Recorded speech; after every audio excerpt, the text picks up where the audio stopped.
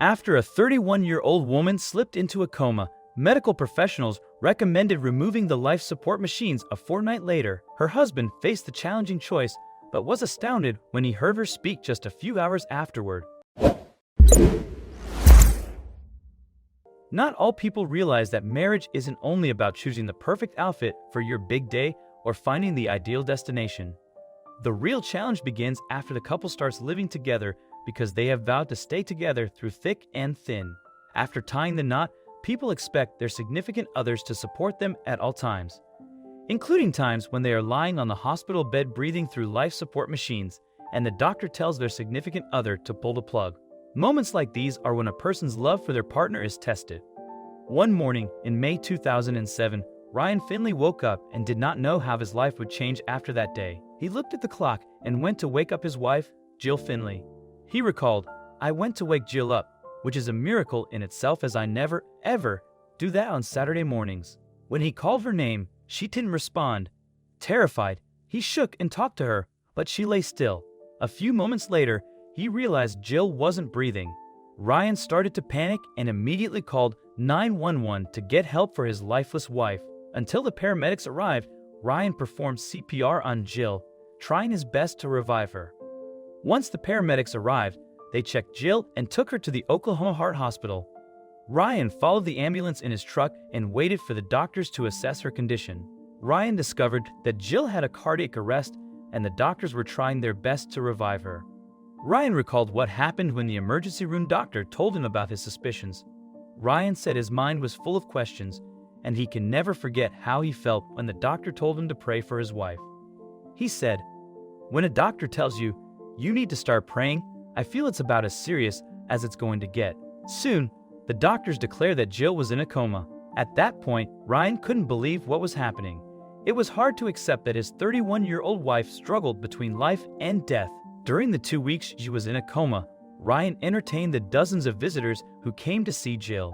One of them was Jill's cousin, who brought his Bible and recited it aloud for almost an hour while standing in the hospital room. Before leaving, he left his Bible with Ryan and asked him to read some passages if he was interested. After that day, Ryan read a few verses from the Bible aloud for several hours every day. He wanted Jill to gain consciousness because he couldn't imagine living without her. On the 11th day, Ryan went home to spend some time alone, where he thought about everything that had happened. The doctors had told him it would be better to take Jill off the life support machines because her condition wasn't improving.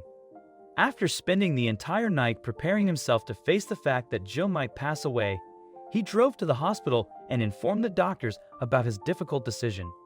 He agreed to pull the plug and turn off the life support machines. On the 14th day, the doctors took Jill off life support.